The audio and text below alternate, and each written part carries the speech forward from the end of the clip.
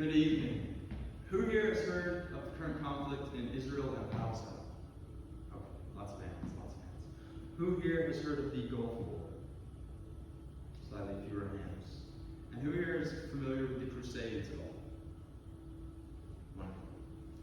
Now, the region of the world known as the Middle East has been in conflict or had conflict forced upon it for thousands of years.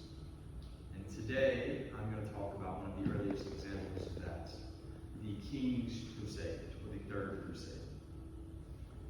In 1187, Saladin of Egypt took over Jerusalem and held it under Muslim control. And Pope Gregory VIII recruited the great leaders of Europe, Frederick I of Germany and the Holy Roman Empire, Philip II of France, and Richard I of England.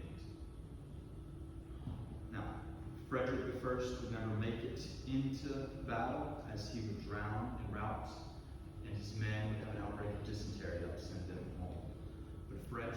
But Philip and Richard would meet for the siege of Acre. The siege of Acre had already been happening for 20 weeks before their arrival. Guy Lignon, a French nobleman, had been trying to take it back from Saladin's forces.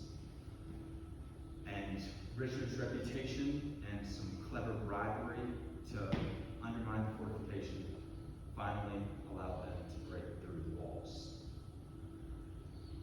Worldhistory.org says Richard I did in 5 weeks what Guy Lignon failed to do in 20. The second major conflict happened on the way to Jaffa in the Battle of Arsuf. The Battle of Arsuf, Saladin had decided that the best way to attack these crusaders was in a full-on engagement. So in a field in Arsuf, they met. Now, Saladin's forces were outmaneuvered by the crusaders and eventually had to retreat into the forest.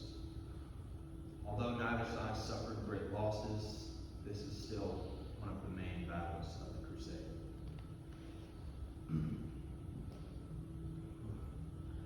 And when Philip and Richard finally reached Jerusalem, they could see it, but they knew they did not have the men, they did not have the supplies to take it. At the very least, to hold it. They knew Saladin would counterattack immediately, and they would lose it.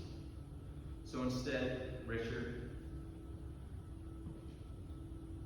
worked on a treaty, and that treaty would allow for unarmed Christians to make pilgrimages to Jerusalem, and that the Crusaders, the English specifically, could keep a large portion of land in Acre. Now, the treaty they signed